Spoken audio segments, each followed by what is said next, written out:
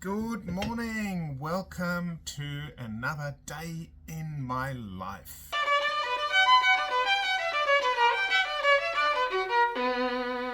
Always like to bring my coffee down to work first thing, and also it's always a good idea to set my intention. Each Monday morning we go to a cafe and we look at our bigger goals. And by bigger goals, I mean the things that are really going to make a difference in our lives. You know, the way we want to live our life, the way I want to serve the string community, and the way I want to work. There goes the phone.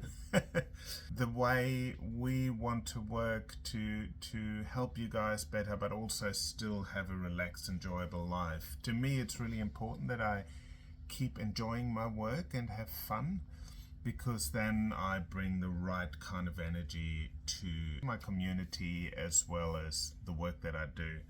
And it stays being fun. All right, so a few of the things that I have been working on. So this instrument here, I am actually doubling the button on this violin. Now this violin got quite badly smashed up, like the whole back of the instrument was smashed. You'll see it in a photo, in a terrible accident. And I'm in the process of putting it together. The violinist that owns the instrument was really devastated. My dad had already done a repair on the button up here years ago, but that whole, with the instrument getting damaged, that repair, I basically have to redo part of that repair. So I'm redoubling this little area. And by doubling, I mean that basically, so I cut halfway in and then I fit a new piece in, and that'll strengthen the entire area.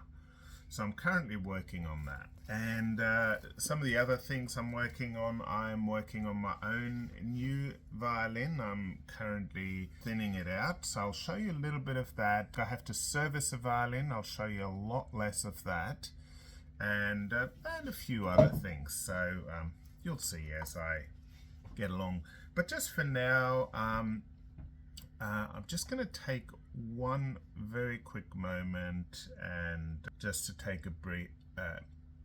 Even though I've set my intention for the week, I just want to set my intention for the day. So I'm just going to take a little moment. Just bear with me.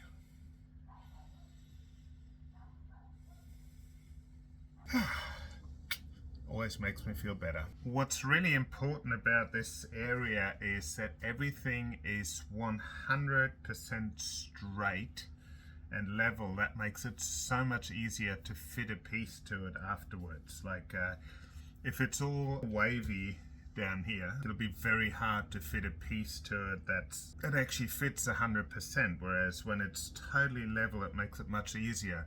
I've actually clamped a piece of timber in behind here, which gives me a much better surface to file the area down and make it extremely level. Now when I check it, this should be 100% straight. So now I'm going to move on to a finer file than the last one. Very accurate. I was talking before about my goal setting, and while that is very important, I don't just want to focus on my goal, because if I just focus on my goal, then I will always be looking forward to tomorrow, and I'll always be thinking, yes, tomorrow is a better day. Whereas the real fun in life is actually reaching your goal, like in the process of reaching your goals. So this is part of it. Okay, I'm quite happy with that. So I am going to find a piece of wood to fit in there now. It doesn't really have to match amazingly. What's important here is that it strengthens the area. Okay, so I found a little piece of wood that would work perfectly there. It's an offcut from a violin, I think that my dad made. I'm going to fit that in here. First of all, I just need to, I've already marked the width, so I'm going to just saw this to the right size.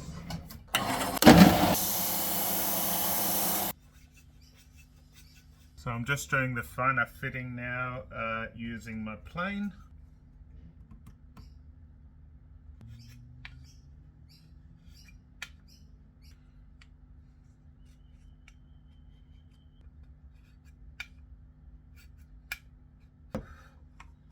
No, it fits beautifully. I've actually spent some time fitting it, but I'm not showing you all of it, but that fits beautifully. But also, doing the preparation really carefully means that it's much easier to fit the piece than it would be if this preparation wasn't done well. Well, my glue's hot.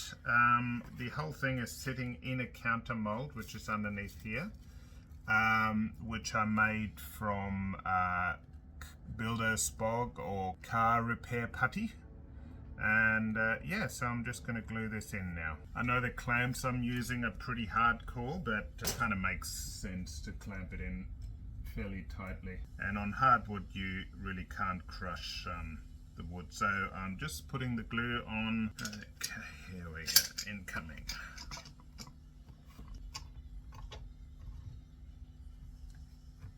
Fantastic. So I'm going to leave that dry all day. You won't see me do any more work on this today. That'll be overnight to dry. I'm just going to put it aside. All right. So now I'm just going to look over some of the work I have to do. But before I sort of do anything else, I have to have a sip of coffee.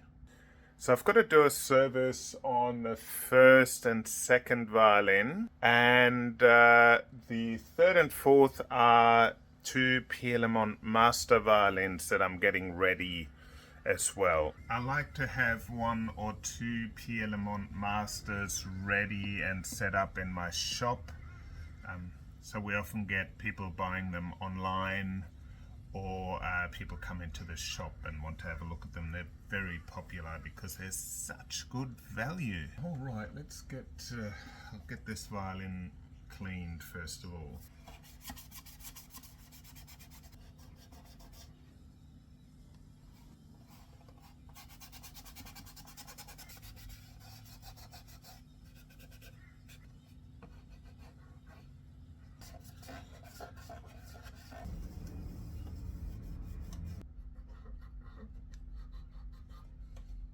Okay, now I need to just let that dry. Alright, while I'm waiting for that to dry, I'm going to do a bow rehair. It's a cello bow rehair, so I'm going to have to go to the bow rehairing bench.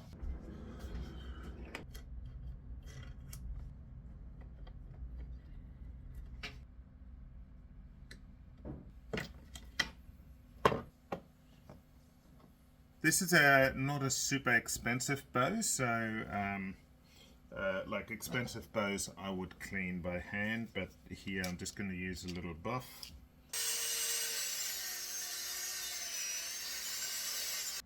So next time, I've cleaned the tip, but I also need to clean the rest of the bow.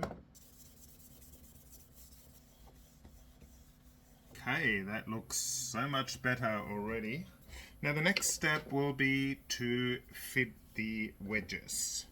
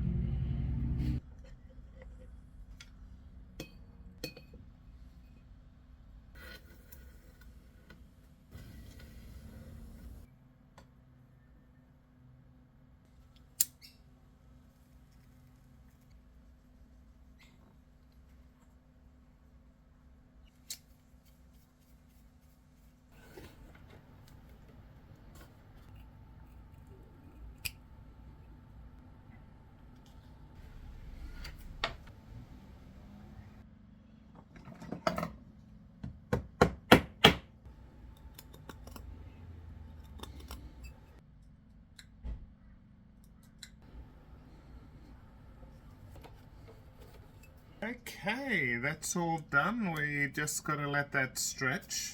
Okay, I'm just going to give this violin a bit of a polish, and then I'm going to head out for lunch.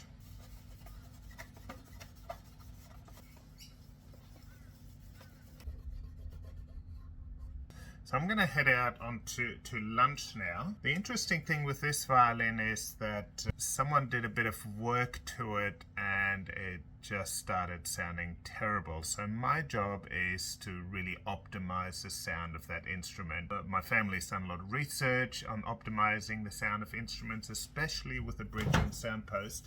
So it's going to make a very, very big difference to the sound. It lost all its brilliance and clarity, so with the new bridge and soundpost, all that's going to come back. I'm pretty excited about it. Anyway, I'm going to head out for lunch. It's a pretty beautiful day for a bike ride.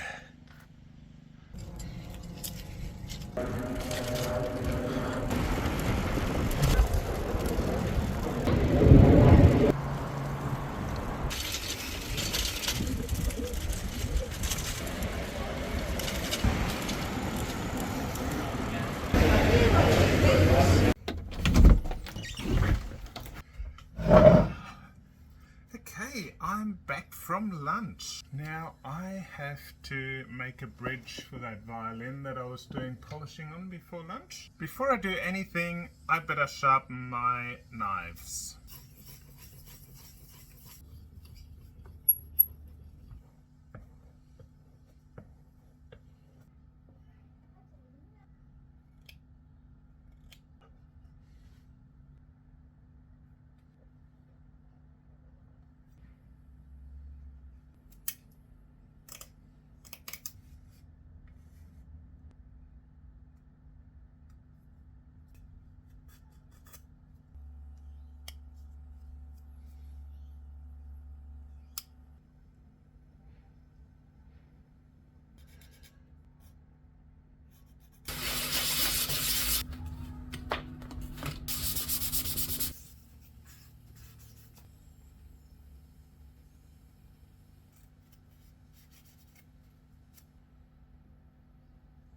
There we go. Just going to put some graphite into the pencil grooves, and then it's time to put the strings on. In the meantime, I've actually given the violin a little bit more of a polish, so it's all ready to go. You can see it's looking really nice. It's a Rainer Leonhardt violin. He's a violin maker in Mittenwald in Germany. You would have seen the video that I made about Mittenwald last year, the violin making town in Bavaria in the south of Germany. What amazing place. Alright, now I've got the end pin in. I'm going to put on new strings. And a combination between the new strings, the bridge, and the soundpost will get the instrument really sounding at its absolute optimal. So I think they'll be really excited. The client, the daughter's coming in with the client today. I specifically asked for her to come in so she can try the instrument. I'm also putting on a fine-tuning tailpiece because she's only 11 years old. And you don't want someone to like struggle trying to turn pegs and tune with the pegs, you know, at age 11. They often don't quite have the strength in the hand yet, and you don't want to cause like RSI or something along those lines. Just going to lower the strings a little bit again to make life as easy as possible for the player. I don't think the violin was ever set up to its optimal, so it'll probably sound better than it ever has. So it was made in 2021, so it's a very new instrument. Alright.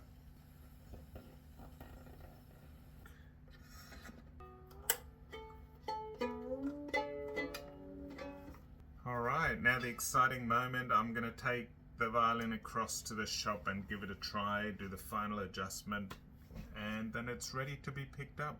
I think I may have seen my client out there, and they might be quite a bit early. All right.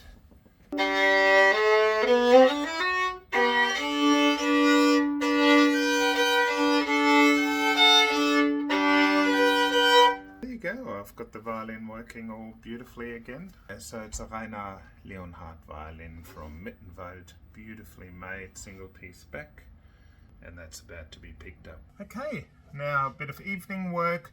So I have another service for a violin that I'm doing. It hasn't had work done in a long time, and I need to plane the fingerboard. So I'm going to plane that fingerboard as well as the fingerboard on one of my Pierre Lamont master violins, and get that all ready. And then the last thing I want to do today, I didn't get to work on my violin. It's you know, I'm in the process of thicknessing the top plate at the moment. I've got all my planes on here, and it's pretty exciting because you know, if I get the time to work on it, I could have this top plate glued on probably by the end of the week, which you know, would be really exciting. So I'm just thicknessing it at the moment, and it's looking really beautiful. So that's the outside of it. Yeah, it's gonna come together really beautifully, but I do have to make sure that my repairs get done for everyone that's picking up, so I'd have to do that first. So the other violin that I'm working on is one, it's by a maker called Julian Emery. He's an English maker, he's an amateur maker, but he and you know, I can see that, you know, he's made a lot of violins, and I can see that, you know, some of the stuff isn't quite as neat as it could be, but it's still a nice looking violin. And he used the method, the Carleen Hutchins method of tuning instruments, and I checked the instrument. It seems to be really well tuned. So like tap tuned, which is really exciting. Like, it was almost spot on. I had to do very minor tweaks.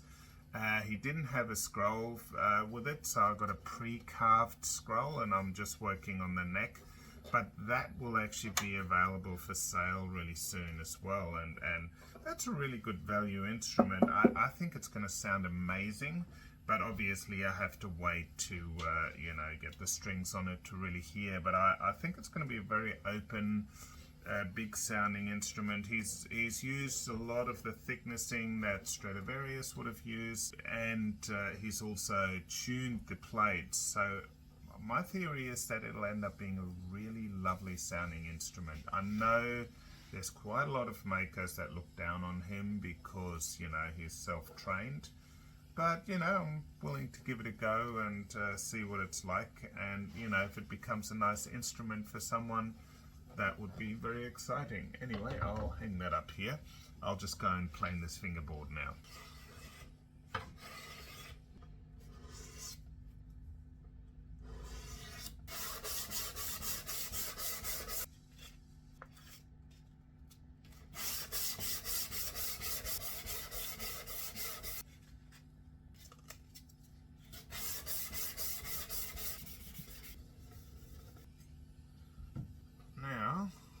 I am going to do the Pierre Lamont violin. I'll plane the fingerboard on the Pierre Lamont violin. Same thing, so I won't show you the process. I will just show you when I start. Just got to wipe off the dust again and glue on the nut. That nut also has to be trimmed back. Alright, I'll put that aside. But the really smart thing to do is, now that I've got all my tools for planing a fingerboard here, the smart thing to do is to actually do a third violin. So this is my other Pierre Lamont. My son's already sorted out the pegs, so I'm going to plane the fingerboard on this instrument as well. I'm not going to show you the process. I just wanted to tell you that, you know, quite often I will try and do 3 fingerboards together, because, you know, while my hands get dirty with ebony and things like that, I may as well do all the ebony work together. And after this, I'm actually going to fit a cello fingerboard, which is also ebony, more black dust. So, you know, it just makes sense to bunch it all together. I'm not going to show you the process, but I will show you when I hang it up. Alright, I just finished sanding this one as well. I'm getting tired, so just got to do the fine sanding on this one and then put the nut back on. Okay, I wasn't quite happy with that, so I had to do the last little bit. There was a couple of bits that were ripped out of the timber and the fingerboards, so I had to fix that. But I'm super happy now. Now all I have to do is fit that cello fingerboard, and then I am going home after that. That's looking beautiful now. I'm super happy with that. Alright, on to the cello fingerboard. This is actually quite a job fitting the fingerboard. I'm going to leave that for today. I want to approach that when I'm not tired, because I don't want to rush this. It has to fit 100%. And if I was to rush this now, there's just no guarantee that I'll actually do a good job. So I'm going to put this aside, just clean up my bench a little bit, and I'll put the fingerboard on my bench as a reminder that this is the first thing I'll be doing tomorrow. Yeah, and I think I'll call it a day. So anyway, thanks for watching. That's my day. It's quite often that I plan to get more things done in a day than I actually get done. Like today, I was hoping to work on my violin, and that didn't happen for me. So there's always the jobs that I have to do, like the client jobs, like the bow rehair and the bridge that I was doing today. This violin here where I planed the fingerboard, that's for another client. They're coming in 2 days to pick up their instrument. And so I've always got those kinds of things happening. Then the job I was doing this morning, which is actually dry, so I'll show that to you. That was kind of an emergency. So normally people book in 4 to 6 weeks in advance to get their instrument serviced. I know it's a lot to ask of a musician to be that organized. Yeah, some musicians. It's not every musician, but I have to say that there's probably quite a few more musicians that aren't quite as organized than ones that are really organized. I'll just take this clamp off so you guys can see the counter mold that I had made, because that's always very interesting. So this piece, this double piece, has fully glued on now. I made a counter mold. I use glad wrap to protect the instrument. So I'm just going to very gently peel this off. It's actually stuck a little bit, so I just want to be very slow about taking this off because I don't want to do any damage. There it is. So there was some huge cracks here and here, and so I've doubled this whole area here. I did a single piece. Sometimes people split the piece where the join is on the instrument. I don't do that for the simple reason that the only place you can see it is just up here in one little bit, and I'm interested in getting this structurally strong. So I have left it as one piece. But that's going to come together beautifully tomorrow. Like it's already, it's already nicely glued. I can see that. And then tomorrow I will do, do all the work around so that I can glue that back onto the instrument as soon as possible, so the player can get their instrument back. They were devastated when that instrument was damaged. So here's that counter mold that I made for it, and here is the top plate of the instrument. There's also some cracks in here, but that instrument and the whole top block has actually cracked. You can see that right there. So that's quite a nasty bit of damage, and it's going to be a big repair. And like I said, the player was devastated, but I know, looking at, because the instrument really needed a service, so I know that when the instrument goes back to the player, it'll actually sound way better than it did before. So that's pretty exciting. But it's a beautiful old French violin made in 1929. So it's a really stunning instrument. It's well made, and it's actually quite beautiful looking as well. And I know these instruments often have a lovely sound. It's often they have a deeper, richer sort of a sound, but I'm going to get that working really well. Anyway, hope you enjoyed watching me. Remember to like this video. That helps me. Subscribe to the channel if you want to find out every time I post a new video. And there's a little bell. Hit that as well so that you definitely find out every time I post a new video. Keep making beautiful music, and I'll see you guys next time. Bye!